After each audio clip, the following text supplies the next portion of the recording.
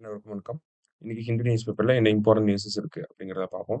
So இங்க என்ன குடுத்திருக்காங்க அப்படின்னா, Tamil Nadu among states facing high to very high heat risk அப்படின்னு சொல்லி குடுத்திருக்காங்க. ஓகேவா? ஸோ நமக்கு CEEW அப்படின்னு சொல்லி ஒரு அமைப்பு இருக்காங்க. Council on energy, environment and water அப்படிங்கிற இந்த அமைப்பு இந்தியால இருக்கக்கூடிய ஸ்டேட்ஸ் எல்லாத்தையுமே ஸ்டடி பண்ணி ஒவ்வொரு ஸ்டேட்டும் ஹீட்டோட இம்பாக்ட்ட எவ்வளவு ஃபேஸ் பண்றாங்க. ஒவ்வொரு ஸ்டேட்டும் அந்த ஸ்டேட் இருக்கக்கூடிய அர்பன் சிட்டீஸ்ல எவ்வளோ ஹீட்டோட இம்பாக்ட் இருக்கு அப்படிங்கிறத ஸ்டடி பண்ணியிருக்காங்க. அந்த வகையில தமிழ்நாடு வந்து பார்த்தீங்கன்னா, தமிழ்நாடு ரேங்க்ஸ் 5வது இடத்துல வந்து நம்ப இருக்கோம். நம்ப சிட்டீஸுமே அதிகமா ஹீட்ட வந்து சந்திச்சுட்டு இருக்காங்க. ஹீட் வேவ்ஸ் அதனால ஏற்படக்கூடிய ஆ அலைட் ஹெல்த் இம்பேக்ட்ஸ் இது எல்லாமே வந்து தமிழ்நாட்டிலயுமே அதிகமா இருக்கு அப்படிங்கிறத சொல்லியிருக்காங்க. இன்ஃபாக்ட் இவங்க வந்து ஆ ஸ் ஒவ்வொரு மாவட்டத்தையுமே வந்து பிரிச்சுருவாங்க. ஓகேங்களா? ஒவ்வொரு மாவட்டத்தையுமே ஆ ஹீட்டோட இம்பாக்ட்ட பேஸ் பண்ணி வெரி லோ, லோ அடுத்ததா பார்த்தீங்கன்னா, ஹை அடுத்ததா வெரி ஹை அப்படின்னு சொல்லி பிரிச்சிருப்பாங்க. இதுல தமிழ்நாட்டுல இருந்து எந்த ஒரு மாவட்டமுமே பார்த்தீங்கன்னா, வெரி லோ ஆர் லோ அப்படிங்கிற இந்த கேட்டகரியில இல்ல. ஓகேங்களா? வெரி லோலயும் இல்ல, லோலயும் இல்ல. எல்லாமே ஹை, வெரி ஹைல தான் இருக்காங்க. ஓகேவா? ஸோ இதுலருந்தே நம்ம புரிஞ்சுக்கலாம். தமிழ்நாட்டோட ஒவ்வொரு மாவட்டமுமே ஹீட்டோட இம்பாக்ட்ட வந்து ஃபேஸ் பண்ணிட்டே தான் இருக்கு. இந்த ஹீட் வேவ்ஸ்னால என்ன ஆகுது அப்படின்னு பார்த்தீங்கன்னா, ஒவ்வொரு மாவட்டத்திலயுமே எக்ஸ்ட்ராவா 2, 3 நாட்களுக்கு அந்த வெப்பத்தோட தாக்கம் அதிகமா இருக்கு. இதே சென்னை மாதிரியான சிட்டீஸ்ல எல்லாம் பார்த்தீங்கன்னா, அர்பன் ஹீட் ஐலேண்ட் அ எஃபெக்ட் இருக்கனால என்ன ஆகுதுன்னா, அடிஷனலா 2, 3 நாட்களுக்கும் மேலேயே இந்த ஹீட்டோட இம்பாக்ட் இருக்கு. அதுவும் குறிப்பா சென்னை மாதிரியான சிட்டீஸ்ல டே டைம்ல டெம்பரேச்சர் அதிகமா இருக்கும். மத்த மாவட்டங்கள் எல்லாம் பார்த்தீங்கன்னா, டே டைம்ல டெம்பரேச்சர் அதிகமா இருக்கு. நைட் டைம்ல வந்து பார்த்தீங்கன்னா, ஓரளவுக்கு கூல் ஆகுது. ஆனா, சென்னை மாதிரியான அ அர்பன் சிட்டீஸ்ல வந்து பார்த்தீங்கன்னா, என்ன ஆயிருக்குன்னா, டே டைம்லயும் டெம்பரேச்சர் நைட்டா ஐ மீன் ஹையா இருந்திருக்கு. அதேமாரி நைட் டைம்லயும் பார்த்தீங்கன்னா, டெம்பரேச்சரோட அந்த ஹீட்டோட தாக்கம் அப்படிங்கிறது அதிகமா இருந்திருக்கு. Because of urban heat island அப்படின்னு சொல்லி சொல்லியிருக்காங்க. ஸோ, இதுக்கப்புறமா நம்ப இந்த ஹீட் ரிலேட்டடா பிளானிங் பண்றப்ப, day time temperature and night time temperature 2யுமே சேர்த்து நம்ம பிளானிங் பண்ணணும் அப்படிங்கிறத சொல்லியிருக்காங்க. ஓகேவா? அது மட்டும் இல்லாம தமிழ்நாட்டுல இந்த நான் கம்யூனிகபிள் டிசீஸஸோட பிரெவலன்ஸ் அதிகமாவே இருக்கு. லைக் டயாபிட்டிஸ், ஹைப்பர் டென்ஷன் இதனுடைய தாக்கம் அப்படிங்கிறது ஆல்ரெடி அதிகமா இருக்கு. இதன இது ஒரு பக்கம் இருக்க, ஹீட் வேவ்ஸ் இந்த மாதிரியான ஒரு விஷயமும் அதிகமான ஒரு இம்பாக்ட் ஏற்படுத்துச்சு அப்படின்னா, அது ரொம்ப பாதிப்புல தான் போய் முடியும் அப்படிங்கிறத இங்க சொல்லியிருக்காங்க. சரியா? பேசிக்கா ஒரு ஸ்டடி, அந்த ஸ்டடிய பிரீஃபா இங்க குடுத்திருக்காங்க. அடுத்ததா பார்த்தீங்க அப்டின்னா, நமக்கு தெலுங்கானால ரீசென்ட்டா கேஸ்ட் சர்வே அப்படிங்கிறத எடுத்திருப்பாங்க. சரிங்களா?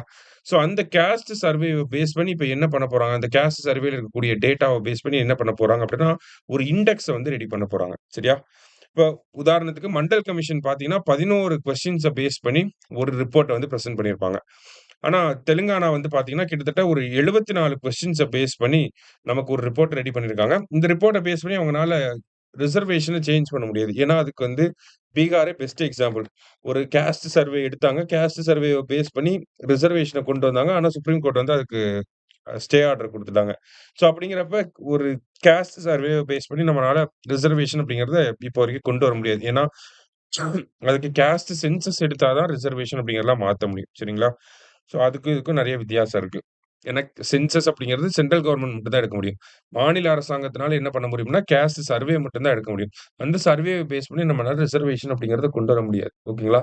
ஸோ இதுதான் நமக்கு சென்சஸ் ஆக்ட் இருக்கு இல்லையா? சென்சஸ் சட்டம் இப்ப வந்திருக்கும். 1948ல வந்திருக்கும். அதோட செக்ஷன் 3ல அத பத்தி தான் சொல்லியிருக்காங்க. அதே மாரி கலெக்ஷன் ஆஃப் ஸ்டாட்டிஸ்டிக்ஸ் ஆக்ட் அப்படின்னு சொல்லி ஒரு சட்டம் இருக்கு. ஓகேங்களா? ஆ கலெக்ஷன் ஆஃப் ஸ்டாட்டிஸ்டிக்ஸ் அப்படின்னா, புள்ளி விவரங்கள் சேகரிப்பு சட்டம் அப்படின்னு சொல்லி சொல்லுவாங்க. 2008ல வந்திருக்கும். இந்த சட்டத்தோட செக்ஷன் 32 ஏவும் அதே தான் சொல்லுது. ஓகேங்களா? ஒரு கேஸ்ட் சர்வே மட்டும் தான் மாநிலங்கள்னால எடுக்க முடியும் அப்படிங்கிறத. ஸோ இவங்களும் ஒரு கேஸ்ட் சர்வே அப்படிங்கிறத எடுத்திருக்காங்க. தெலுங்கானா மாநிலம். அத பேஸ் பண்ணி அந்த டேட்டாவ பேஸ் பண்ணி என்ன பண்ண போறாங்க அப்படின்னா, புதுமையா வேர்ல்டுலயே பார்த்தீங்கன்னா, இந்த மாதிரி ஒரு இண்டெக்ஸ் வந்து இருந்திருக்காது. ஓகேங்களா? என்ன பண்ணியிருக்காங்க அப்படின்னா, காம்போசிட் பேக்வேர்ட்னஸ் இண்டெக்ஸ் அப்படின்னு சொல்லி ஒரு இண்டெக்ஸ உருவாக்க போறாங்க. ஓகேங்களா? காம்போசிட் பேக்வேர்ட்னஸ் இண்டெக்ஸ் ஓகேங்களா? அவங்க மாநிலத்தில இருக்கக்கூடிய ஒவ்வொரு கேஸ்ட்டும் எவ்ளோ பேக்வேர்டா இருக்கு அப்படின்னு சொல்லி அத ரேங்க் பண்ண போறாங்க. ஓகேங்களா? ஒவ்வொரு கேஸ்ட்டுக்கும் எடுத்து அவங்களுக்கு வந்து 0 டூ 126 அப்படிங்கிற இந்த ஸ்கேல்ல மார்க் குடுக்க போறாங்க. ஓகேங்களா? ஒவ்வொரு கேஸ்ட்டுக்கும் 0லிருந்து 126 அப்படிங்கிற இந்த கேட்டகரிக்குள்ள ஒரு பாயிண்ட்ட குடுக்க போறாங்க. இப்போ ஒரு ஒரு ஒரு கேஸ்ட் வந்து 100 அப்படிங்கிற பாயிண்ட் எடுத்திருக்கு அப்படின்னா அதிகமா 100 அப்படிங்கிற ஒரு ஸ்கோர் எடுத்திருக்காங்க அப்படின்னா, அப்ப அங்க வந்து பேக்வர்ட்னஸ் அப்படிங்கிறது ரொம்ப அதிகமா இருக்கு அப்படின்னு அர்த்தம். இதுவே 0 அப்படிங்கிற ஒரு ஸ்கோர் எடுத்திருக்காங்க அப்படின்னா, அங்க பேக்வர்ட்னஸ் ரொம்ப கம்மியா இருக்கு. அந்த கேஸ்ட்ல பேக்வர்ட்னஸ் ரொம்ப கம்மி. இதுவே 100 அப்படிங்கிறத எடுத்தாங்கன்னா, பேக்வர்ட்னஸ் ரொம்ப அதிகம் அப்படிங்கிற இந்த ஒரு பேசிஸ்ல நமக்கு காம்போசிட் பேக்வர்ட்னஸ் இண்டெக்ஸ் அப்படிங்கிறத தெலுங்கானா வந்து ரெடி பண்ண போறாங்க. ஸோ அதுக்காக ஒரு கமிட்டி போட்டிருப்பாங்க. அந்த கமிட்டியோட ஹெட் யார் அப்படின்னு பார்த்தீங்கன்னா, justice B I mean former supreme court judge Sudershan Reddy அவர்கள் தான் வந்து இந்த கமிட்டியோட ஹெட்டா வந்து இருக்க போறார். சரிங்களா? ஸோ அததான் இங்க குடுத்திருக்காங்க. நெக்ஸ்ட் பார்த்தீங்க அப்படின்னா, நமக்கு ஜிஎஸ்டி கலெக்ஷன் அப்படிங்கிறது அ ஜூலை 2017லேருந்து ஜிஎஸ்டி ரெவென்யூ கலெக்ட் பண்ணிட்டு இருக்காங்க இல்லையா? அது ஃபர்ஸ்ட் டைமா எப்ப நமக்கு அந்த 2,00,000 crore தாண்டியிருக்கோம் அப்படின்னா, ஏப்ரல் 2024ல முறையா 2,00,000 கோடிய வந்து தாண்டியிருக்கும். அதுக்கப்புறமா ஏப்ரல் 2025ல தான் இருக்கிறதுலயே ஹையஸ்ட் கலெக்ஷனா 2.37 லேக் வந்து கலெக்ட் பண்ணியிருப்பாங்க. 2.37 லேக் குரோர் கலெக்ட் பண்ணியிருப்பாங்க. சரியா?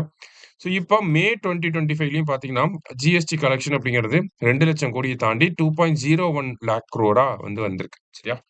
ஸோ 2 அடுத்தடுத்த மாசங்கள்ல 2,00,000 கோடிய தாண்டுனது இதுதான் முதல் முறையா இருக்கு. ஸோ அதனால நம்ம செய்திகள்ல பார்க்கிறோம். சரியா?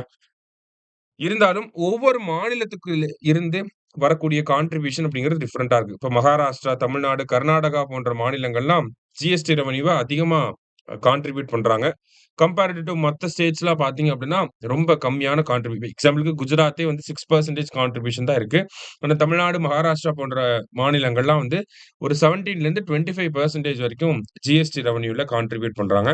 ஸோ இந்த டிஸ்பாரிட்டீஸ் ஏன் ஏற்படுது? அதுக்கு என்ன காரணம் அப்படிங்கிறத ஐடென்டிஃபை பண்ணணும் அப்படிங்கிறதையும் சொல்லியிருக்காங்க. சரியா? ஸோ இன்னைக்கு நியூஸ் பேப்பர்ல இருந்து முக்கியமான செய்திகள பார்த்துருக்கோம். நன்றி.